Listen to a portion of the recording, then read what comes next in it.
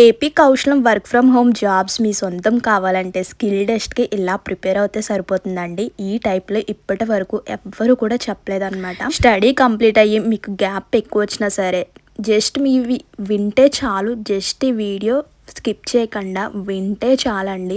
So ప్రతి ఒక్కటి కూడా క్లారిటీగా, సింపుల్గా, ఈజీగా అర్థమయ్యేలాగా నేను చెప్తాను. సో మీరు చేయాల్సింది ఒకటే, స్కిప్ చేయకుండా చూస్తేనే మీకు క్లియర్గా అర్థమవుతుంది. ఇది లాగ్స్ టైప్ కాదు కదా, స్కిప్ చేసుకుంటూ చూస్తే మనకి అర్థమయ్యేది. సో ప్రతి పాయింట్ కూడా మనం క్లియర్గా చూస్తేనే మీకు అర్థమవుతుంది అనమాట. ఇంకా వీలుంటే ఒక పేపర్, ఒక పెన్ తీసుకొని మీరు కూడా ట్రై చేయండి. సో మొత్తం కూడా 3 topics: aptitude, reasoning, psychometric, technical, వీటికి సంబంధించిన క్వశ్చన్స్ ఉంటాయి. మనకు టోటల్ 30 మార్క్స్ అనమాట. 17 మార్క్స్ వస్తే మనకి పాస్ మార్క్ అనమాట. అండ్ ఇంకా అడుగుతున్నారు, తెలుగు అండ్ ఇంగ్లీష్ లాంగ్వేజెస్లో ఉంటాయండి. 2 లాంగ్వేజెస్ కూడా ఉంటాయి. ఈ రోజు వచ్చేసరికి మనకి టోటల్ 3 సెక్షన్స్ కదా. సో ఫస్ట్ సెక్షన్ అయితే కంప్లీట్ చేద్దాం. సో లాంగ్ ఎక్కువైపోతుందని ఈ పార్ట్లోనే చెప్పట్లేదు. సెకండ్ పార్ట్లో సైకోమెట్రిక్, టెక్నికల్ సంబంధించి చెప్తాను. So first of all aptitude and reasoning సంబంధించిన టాపిక్స్ చూసుకుంటే simple interest, percentage, time and work, ratio and proportion, ఇవన్నీ కూడా మీకు డెఫినేషన్స్, అలాగే ఫార్ములాస్ ఏముంటాయి, ఎలా క్వశ్చన్స్ అడుగుతాడు, మనం ఎలా ఈజీగా ఆన్సర్ చేయాలి అన్నది ఈ వీడియోలో చెప్తాను. స్కిప్ చేయకుండా చూడండి. అలాగే మర్చిపోవద్దు, చాలామంది వీడియో చూస్తున్నారు కానీ లైక్ చేయడం మాత్రం మర్చిపోతున్నారు. Please do like, share and subscribe. ఇలాంటి మంచి మంచి ఇన్ఫర్మేషన్స్ మీతో షేర్ చేస్తూ ఉండాలంటే ఒక్క చిన్న లైక్, అలాగే సబ్స్క్రైబ్ చేసుకోండి. ఇంకా లేట్ చేయకుండా ఫస్ట్ టాపిక్ వచ్చేసరికి సింపుల్ ఇంట్రెస్ట్ అనమాట.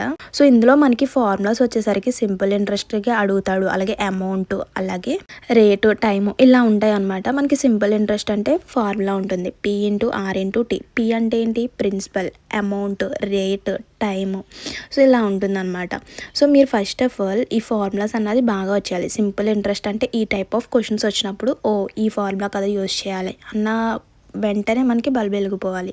ఒకవేళ మిమ్మల్ని క్వశ్చన్లో అమౌంట్ అడిగాడు, P+PRT+/100 కదా. PRT/100 అంటే SI కదా, అంటే సింపుల్ ఇంట్రెస్ట్ కదా. సో ఇక్కడ చూడండి, ఒక ఎగ్జాంపుల్ చూస్తే మీకు క్లియర్గా అర్థమవుతుంది. Find the simple interest and amount when 100 is lent at 3% per annum for 2 years. ఇక్కడ టైం ఇచ్చాడు, రేట్ ఇచ్చాడు, అలాగే ప్రిన్సిపల్ ఇచ్చాడు. సో మొత్తం కూడా మనం 1000 × 3 × 2/100. సో మనకి క్యాన్సిలేషన్స్ అవుతుంది కదా. సో క్యాన్సిలేషన్ చేసుకుని 6, 10 × 6 60. మనల్ని సింపుల్ ఇంట్రెస్ట్ ఒక్కటే అడగలేదు, పక్కన చూడండి. అండ్ అమౌంట్, సో అమౌంట్కి ఫార్ములా వచ్చేసరికి P plus simple interest already మనం క్యాలిక్యులేట్ చేసాం. P అంటే 1000. సో 1000 + 60 అంటే 1000 + 60 ఆన్సర్. సింపుల్ ఇంట్రెస్ట్ టాపిక్స్లో మనకి ఈ 2 ఫార్ములాస్ బేస్డ్ బై క్వశ్చన్స్ అయితే ఉంటాయన్నమాట. సో ఆ 2 ఫార్ములాస్ బాగా గుర్తుంచుకోండి. నెక్స్ట్ టాపిక్ వచ్చేసరికి పర్సంటేజ్ అనమాట. Percentage is mathematics, means convert into fraction into denominator. అంటే మీరు ఒకవేళ పర్సంటేజ్లు ఇచ్చాడు అనుకోండి, దాన్ని మనం ఫ్రాక్షన్స్లో కన్వర్ట్ చేయాలి. ఇప్పుడు చూడండి, ఫర్ ఎగ్జాంపుల్ క్వశ్చన్ చూద్దాం. ఇక్కడ నేను పర్సంటేజ్ అంటే ఎప్పుడు గుర్తుపెట్టుకోవాల్సింది by100 చేయాలన్న విషయం గుర్తుపెట్టుకోండి. ×100. ఇక్కడ చూస్తే ఒక క్వశ్చన్ చూసుకుంటే, convert the fraction 3/5 into percentage. ఇక్కడ ఒక ఫ్రాక్షన్ ఇచ్చాడు 3/5 అని, దాన్నంట మనం పర్సంటేజ్లో కన్వర్ట్ చేయాలి. ఇలా ఇచ్చినప్పుడు ×100 చేసుకుని మనం క్యాన్సిలేషన్ చేసుకొని 60% అని వేసేస్తాం. నెక్స్ట్ చూడండి, convert the fraction 3.5/100 into percent fraction. ఈ పర్సెంట్ ఫ్రాక్షన్ రూపంలో మనం పర్సంటేజ్ అయితే చేయాలి. ఇక్కడ ఒక ఫ్రాక్షన్ ఇచ్చాడు, పర్సంటేజ్ అంటే మనం ×100 చేస్తాం కదా. సో ×100 చేసి క్యాన్సిలేషన్ చేసుకుని 3.5% అని చెప్పేస్తే సరిపోతుంది. Next convert 60% in fraction. ఇప్పుడు చూడండి, పర్సెంటేజ్ ఇచ్చి మనల్ని కన్వర్ట్ ద ఫ్రాక్షన్లో రూపంలో కన్వర్ట్ చేయమంటున్నాడు. సో ఇలా ఇచ్చినప్పుడు మనం by100 చేసుకుంటాం, అంటే మనం 60/100. అప్పుడు పర్సంటేజ్ ఉండదు, ఓన్లీ మనకి ఫ్రాక్షన్ వస్తుంది అంతే, 3/5. సో పర్సంటేజ్లో మనల్ని క్వశ్చన్స్ అయితే ఇలా అడుగుతాడు. అంటే ఒక పర్సంటేజ్ ఇచ్చి దాన్ని ఫ్రాక్షన్ రూపంలో, లేదా ఒక ఫ్రాక్షన్ ఇచ్చి దాన్ని కన్వర్ట్ ద పర్సంటేజ్. సో ఇలా అడుగుతాడు అనమాట. ఈ 2 బేస్డ్ బై మనకి క్వశ్చన్స్ అయితే ఉంటాయి పర్సంటేజ్ అంటే. సో మీరు గుర్తుపెట్టుకోవాల్సిన ఒక్కటే, ×100 చేయాలి లేదా by100 చేయాలి. ఫ్రాక్షన్ ఇచ్చినప్పుడు ×100 చేయాలి. ఒకవేళ మీకు పర్సంటేజ్ ఇచ్చాడు అనుకోండి, డైరెక్ట్ by100 చేసుకుని మనం క్యాలిక్యులేట్ చేయాలి. నెక్స్ట్ టాపిక్ వచ్చేసరికి time and work. So work and time అంటే మనకు తెలిసిందే, వర్క్ మనం ఎంత టైంలో ఎంత వర్క్ చేసాము, ఈ టైప్ ఆఫ్ క్వశ్చన్స్ ఉంటాయి. చూడండి, work is the job completed. So only 1 డేకి అంటే ఇక్కడ ఒక ఫార్ములా ఉంది 1/nth. అలాగే మనకి సో ఇద్దరు పర్సన్స్ ఉన్నారు. ఇద్దరు పర్సన్స్ 2 వర్క్స్ అయితే చేశారనమాట. సో ఇద్దరు కలిపి ఎన్ని డేస్లో వర్క్ కంప్లీట్ చేస్తారు ఇలా కూడా మనకు క్వశ్చన్స్ ఉంటాయి. ఫర్ ఎగ్జాంపుల్ క్వశ్చన్స్ చూసుకుంటే చూడండి, మనకి టైమర్ కనిపిస్తుంది. ఎప్పుడు కూడా ఆ టైమర్ మాత్రం చూసుకోవద్దు. అంటే స్కిల్ టెస్ట్లో మనకి ఒక కార్నర్లో టైమర్ కనిపిస్తుంది. సో అంటే మనకి 60 మినిట్స్ ఉంటుంది అన్నాను కదా. 60 మినిట్స్లో మీరు ఎప్పుడు కూడా టైంని అయితే చూసుకోవద్దు. మీరు క్వశ్చన్ చదువుకొని ఆన్సర్ ఎలా చేయాలన్న దానిపై మీ యొక్క కాన్సన్ట్రేషన్ అయితే ఉండాలి. ఇక్కడ చూడండి, Shyam will do a piece of work in 30 days. Ram అంట సేమ్ అదే వర్క్ని 50 డేస్లో కంప్లీట్ చేశాడు. ఒకవేళ ఇద్దరూ కలిపి టుగెదర్ అని ఉంది కదా. సో ఇక్కడ మనకి ఒక ఫార్ములా తెలుసు, XY/X+Y. ఎక్స్ అంటే ఇక్కడ శ్యామ్ అనుకోండి, అలాగే ప్లస్ అంటే రామ్ అనుకోండి. ఇలా ఇద్దరూ కలిపి XY/X+Y అని ఫార్ములా యూస్ చేసి మనం చేయాలి. ఇద్దరూ కలిసి వర్క్ చేస్తే మనకి 10 డేస్లో వర్క్ అనేది ఫినిష్ అవుతుంది. ఎప్పుడు కూడా క్వశ్చన్ చూసి భయపడద్దు. అమ్మో ఇంత క్వశ్చన్ ఉంది, ఆన్సర్ ఎంత చేయాలో అనుకోవద్దు. క్వశ్చన్ పెద్దగా ఉందంటే ఆన్సర్ సింపుల్గా ఉంటుంది అనమాట. Ram is twice as good as Shyam. Shyam work కన్నా ట్వైస్ అంటే 2 రెట్లు బాగా చేస్తాడు. అంటే మనకి ఎన్ని డేస్లో ఫినిష్ అవుతుంది? 30/2 చేస్తే మనకి 15 days. అంటే శ్యామ్ అన్నది 30 డేస్లో కంప్లీట్ చేశాడు. అంటే 2 రెట్లు బాగా చేస్తున్నాడు. అంటే 30/2 అంటే 15 డేస్లో మనకి వర్క్ అన్నది ఫినిష్ చేస్తున్నాడు. సో సింపుల్గా ఆలోచిస్తే సరిపోతుంది. నెక్స్ట్ చూడండి, Ram will do a piece of work in 15 days. What part of work will be do in 2 days? So first of all 1 డేకి మనకి ఎంత వస్తుందో చూసుకుంటే నెక్స్ట్ 2 డేస్కి ఎంత వస్తుందో మనం సింపుల్గా చేసుకోవచ్చు. దీనికి ఫార్ములా చెప్పా 1/nth అని. సో మనకి 1 × 15 కదా, 15 days అంటే ఫార్ములా 1/15th. సో ఒకవేళ 2తో చేసుకుంటే 2/15th. సో ఇలా అనమాట. మనకి ఇవి చాలా ఇంపార్టెంట్ అండి. ఇవి కంపల్సరీగా అడుగుతాడు అనమాట. ఇంకా నెక్స్ట్ వచ్చేసరికి నెంబర్ సిస్టమ్. నెంబర్ సిస్టమ్ అంటే ప్రతి ఒక్కరికి తెలుసు, బట్ గుర్తుండకపోవచ్చు. Prime number, odd number, natural numbers, whole numbers, real numbers ఇవన్నీ ఉంటాయి కదా. సో మనకి క్వశ్చన్స్ చూడండి, ఈ నెంబర్ సిస్టమ్ అనేది మనకి related quantities and symbols type అలా ఉంటుంది. క్వశ్చన్స్ చూస్తే అర్థమవుతుంది. సో ఇక్కడ చూడండి, ఇఫ్ అన్ అమౌంట్ ఒక అమౌంట్ ఇచ్చాడు, డిస్ట్రిబ్యూటెడ్ ఈక్వల్లీ 47%. అంటే 47 పర్సన్స్కి ఈక్వల్గా మనం పంచాలి. సో మనం ఇలా ఇచ్చినప్పుడు డివిజన్ చేసుకుంటే, క్యాన్సిలేషన్ చేసుకుంటే ఈజీగా ఆన్సర్ వచ్చేస్తుంది. అక్కడ ఆప్షన్స్ ఇస్తాడండి. సో కరెక్ట్ ఆప్షన్ ఏదో క్లిక్ చేసుకోవాలి. నెక్స్ట్ చూడండి, ద కాస్ట్ ఆఫ్ 2 rings అలాగే 4 bangles ఒక కాస్ట్ ఇచ్చాడు. అలాగే 5 rings 10 bangles ఎంత కాస్ట్ అవుతుంది అని అడిగాడు. ఇక్కడ ఫస్ట్ ఆఫ్ ఆల్ ఆ రింగ్స్ని X అనుకోండి, బ్యాంగిల్స్ని Y అనుకుందాం. సో 2X + 4Y అంటే ఒక అమౌంట్ ఇచ్చేసాడు. ఓకే, మనల్ని అడిగింది ఏంటి? 5 rings 10 bangles. అంటే ఆ 2 ప్లేస్లో 5 ఎలా రప్పించుకోవాలో చూసుకోవాలి, 4 ప్లేస్లో 10 ఎలా రప్పించుకోవాలో చూసుకోవాలి. మ్యాథమెటిక్స్లో ఇలా ఈక్వల్ ఇంటూ చేసుకుంటాం కదా. అంటే 2.5 అంటే క్యాన్సిలేషన్ అయిపోతుంది. అక్కడ అదే కదా ఉంటుంది. సేమ్ మనం 2 సైడ్ కూడా ఈక్వల్ నెంబర్తో మనం మల్టిప్లై చేసుకోవాలి. అంటే 5x + 10y వచ్చే నెంబర్ ఏ నెంబర్తో మల్టిప్లై చేస్తే 5x + 10y వస్తుందో అదే నెంబర్తో పక్కదాంతో కూడా మనం క్యాలిక్యులేట్ చేస్తే 5x + 10y. అంటే 5 rings 10 bangles ఎంత? 1,17,135. Same question, 5 chairs 8 tables. So మనకి 10 రావాలంటే ఇంటూ 5 చేస్తే, ఇంటూ 2 చేస్తే వస్తుంది కదా. అలాగే 16 రావాలంటే ఇంటూ 2 చేస్తే వచ్చేస్తుంది. అంటే 2 8s 16 కదా. అలా అనమాట. ఇంకా నెంబర్ సిస్టంలో ఈ టైప్ ఆఫ్ క్వశ్చన్స్ కూడా అడుగుతాడు. 2, 4, 8, 16 పక్కన ఒక నెంబర్ ఇవ్వడు, మిస్సింగ్ నెంబర్. అంటే 2 నుంచి 4 ఎలా వస్తుందో చెక్ చేసుకోవాలి, 4 నుంచి 8 ఎలా వస్తుందో చెక్ చేసుకోవాలి, 8 నుంచి 16 ఎలా వస్తుందో చెక్ చేసుకోవాలి. ఇక్కడ చూడండి, 16 నుంచి 32 ఎలా వచ్చింది? 2 + 2 4, 4 + 4 8. అలా అంటే మనం ఏం చేస్తున్నాం ఇక్కడ? ప్లస్ సేమ్ నెంబర్ని ప్లస్ చేసుకుంటూ వెళ్తున్నాం. ఇక్కడ చూడండి, సేమ్ అదే లాజిక్ని యూజ్ చేద్దాం. 2 + 2 అంటే 4, 4 + 4 అంటే 8. సో చూడండి, 8 + 8 అంటే 16 కదా. ఆ 16 కరెక్ట్గా వచ్చిందంటే ఇక్కడ మనం వేసిన ఆన్సర్ అన్నది కరెక్ట్గా ఉండాలి. సో 16th కూడా మనం చెక్ చేసుకుంటూ ఉండాలి ఇలా ఇచ్చినప్పుడు. సో నెక్స్ట్ చూడండి, 2, 4 మిడిల్లో నెంబర్ మిస్ అయింది. సో ఇలా ఇచ్చినప్పుడు చూసుకుంటే 2 + 2 అంటే 4, 4 + 4 అంటే 8, నెక్స్ట్ 8 + 8 అంటే 16. సో 16 కరెక్ట్ వచ్చింది కదా. సో అదే లాజిక్ని యూస్ చేసుకుంటూ చేయాలన్నమాట. లేదు మేము 2 × 2 చేస్తాము, 4 వస్తుంది కదా అనుకుంటారు. 4 × 4 చేస్తాము, 16 వస్తుంది కదా. 16 వస్తుందా? రాదు కదా. నెక్స్ట్ ఓకే 16 వచ్చింది. 16 × 16 అంటే మనకి అక్కడ వేరే వాల్యూ రావాలి, బట్ అక్కడ 16 ఉంది. సో ఆ లాజిక్ యూజ్ అవ్వదు. సింపుల్గా థింక్ చేసుకుంటూ ఆలోచించుకుంటూ చేయాలి. నెక్స్ట్ టాపిక్ వచ్చేసరికి రేషియో అండ్ ప్రాపరేషన్స్. ఇది వచ్చేసరికి సో మనకి ఇక్కడ 2 ఫార్ములాస్ ఉంటాయి. ఇవి మాత్రం మిస్ అవ్వద్దు. ఈ టైప్ ఆఫ్ క్వశ్చన్స్ అడిగే బాగా ఛాన్స్ ఉందన్నమాట. A ratio B and double ratio ఉంటుంది, సి రేషియో డి ఉంటుంది కదా. ఏ నుంచి బి ఎలా వచ్చిందో చెక్ చేసుకోవాలి. అంటే ఆ రెండిటికి ఎలా వచ్చిందో చెక్ చేసుకోవాలి. తర్వాత దాని నుంచి అలా ఎలా వచ్చిందో చెక్ చేసుకుంటే సరిపోతుంది. ఇక్కడ చూడండి, ఒక ఎగ్జాంపుల్ చూస్తే అర్థమవుతుంది. A/B అంటే ఒక వాల్యూ ఇచ్చాడు, B/C అంటే ఒక వాల్యూ ఇచ్చాడు. మనల్ని ఏం కనుక్కోమన్నాడు, A/C. సో ఇలా ఇచ్చినప్పుడు జస్ట్ అలా వేసుకుని క్యాన్సిలేషన్ చేసుకోవాలి. కింద ఉన్న నెంబర్ కాదు, క్రాస్గా క్యాన్సిలేషన్ చేసుకోవాలి.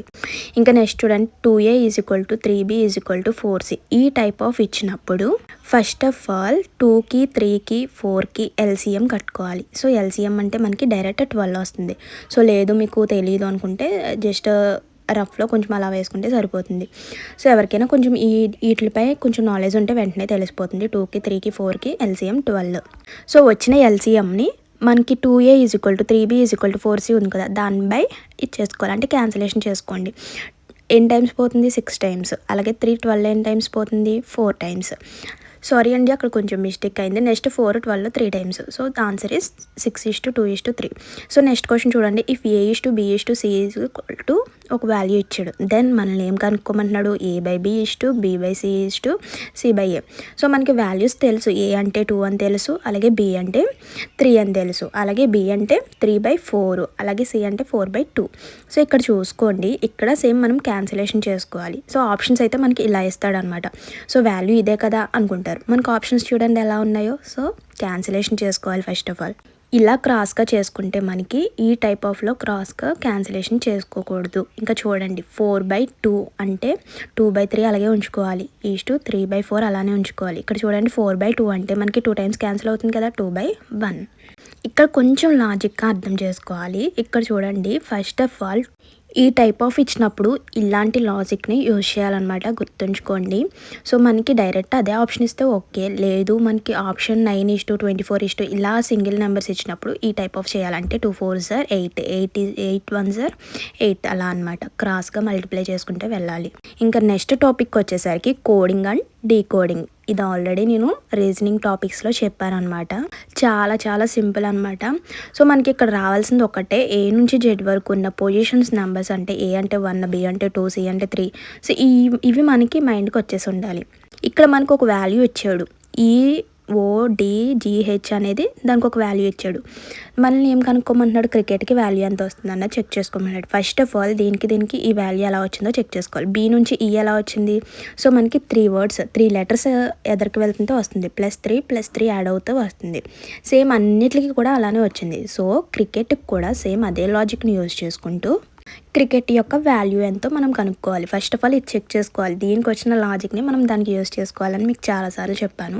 సో +3 చేసుకోవాలి. సికి +3 అంటే DEFఏ కదా, సో F. Next RSTU. అలా ప్రతి లెటర్కి కూడా +3 స్టెప్స్ ఎదురుకు వేసుకుంటూ దాని యొక్క కోడ్ అన్నది మనం తెలుసుకోవాలి. ఇక్కడ చూడండి, నేను చెప్పాను 2 వర్డ్స్కి వాల్యూ ఇచ్చాడు, థర్డ్ వర్డ్కి వాల్యూ ఇవ్వలేదు. సో ఇలా ఇచ్చినప్పుడు 2 వర్డ్స్కి ఇచ్చిన వాల్యూని యూజ్ చేసుకుని థర్డ్ వర్డ్కి వాల్యూ వేసుకోవాలి. 2 వర్డ్స్కి ఇక్కడ 41590 2134 ఇచ్చాడు, థర్డ్ వర్డ్కి ఎంత అన్నది అడిగాడు. సో అందులో ఉన్న వాల్యూస్ని చూసి P యొక్క వాల్యూ ఎంత, E యొక్క వాల్యూ ఎంత ఇచ్చాడు, A యొక్క వాల్యూ ఎంత ఇచ్చాడు, R యొక్క వాల్యూ ఎంత ఇచ్చాడు. సో అవి చూసుకొని మనం డైరెక్ట్గా ఆన్సర్ వేసేయచ్చు. నెక్స్ట్ మ్యాన్, అలాగే NBO. సో ఇక్కడ చూడండి, M తర్వాత N, A తర్వాత B, N తర్వాత O. ఇక్కడ అంటే +1 మాత్రమే యాడ్ అయింది. అలా ఈజీగా లాజిక్గా అర్థం చేసుకుంటూ సింపుల్గా చేసేయచ్చు. నెక్స్ట్ టాపిక్ వచ్చేసరికి ఎనాలజీ. ఇందులో చూడండి 3 టైప్స్ ఆఫ్ ఉంటాయి. అంటే నెంబర్స్లో అడుగుతాడు, ఆల్ఫాబెట్స్, వర్డ్స్. సో ఏది ఇచ్చినా సరే మనం ఈజీగా చేయొచ్చు. ఎనాలజీ అంటే కొత్త టాపిక్ ఏమో అనుకుంటారు, లేదంటే చాలా సింపుల్ అనమాట. అంటే ఇక్కడ ఎలా ఉంటుందంటే రిలేషన్స్ బేస్డ్. అంటే ఇప్పుడు గ్రాస్ నుంచి గ్రీన్ ఎలా వచ్చింది, దీని యొక్క రిలేషన్ తెలుసుకుంటే మనం స్కై యొక్క రిలేషన్ అన్నది మనం ఈజీగా తెలిసిపోతుంది అనమాట. ఇక్కడ చెప్పాను, వర్డ్స్లో అడుగుతాడు, అలాగే ఆల్ఫాబెట్స్, అలాగే నెంబర్స్. 3 టైప్ ఆఫ్ ఎనాలజిక్స్ క్వశ్చన్స్ అయితే అడుగుతాడు అనమాట. సో నెక్స్ట్ చూడండి, నెంబర్స్ చూడండి 2:8. ఫస్ట్ దీని యొక్క లాజిక్ తెలుసుకోండి. 2 నుంచి 8 ఎలా వచ్చింది అది చూసుకుంటే మనకి 3 నుంచి సో వచ్చే వాల్యూ అన్నది ఈజీగా తెలిసిపోతుంది. క్యూబ్ చేయండి, 2 3 8, 3 27. ఇక్కడ చూడండి, మీకు ఎవరికైనా డౌట్ రావచ్చు, 2తో 4 మల్టిప్లై చేస్తే 8 వస్తుంది కదా. సేమ్ అదే లాజిక్ని యూజ్ చేసుకుని 3 × 4 చేస్తే 12 వస్తుంది కదా. చెప్పాను 12, 27 రెండు ఆప్షన్లో ఏ ఆప్షన్ పెట్టినా మీకు ఆన్సర్ కరెక్టే. నెక్స్ట్ బుక్ నుంచి పేపర్, అంటే పేపర్ నుంచే కదా మనం బుక్ వస్తుంది. నెక్స్ట్ టేబుల్ ఎలా వస్తుంది మనకి? వుడ్. అలా మనం లాజిక్గా అర్థం చేసుకోవాలి. ఫస్ట్ ఇచ్చిన దాని యొక్క రిలేషన్ తెలుసుకుంటే నెక్స్ట్ రిలేషన్ అన్నది ఈజీగా అర్థమవుతుంది. నెక్స్ట్ చూడండి, నేను చెప్పాను కదా ఆల్ఫాబెట్ అంటే ఏజెడ్ ఇస్టు బీవై ఇస్టు ఇలా ఇచ్చాడు కదా. ఏజెడ్ నుంచి మనకి బీవై ఎలా వస్తుంది? Last letter and starting letter, అవును కదా. సి నుంచి డి, ఎక్స్ నుంచి డబ్ల్యూ. సో అలా అనమాట, లాస్ట్ నుంచి ఫస్ట్ లెటర్ నుంచి లాస్ట్ లెటర్.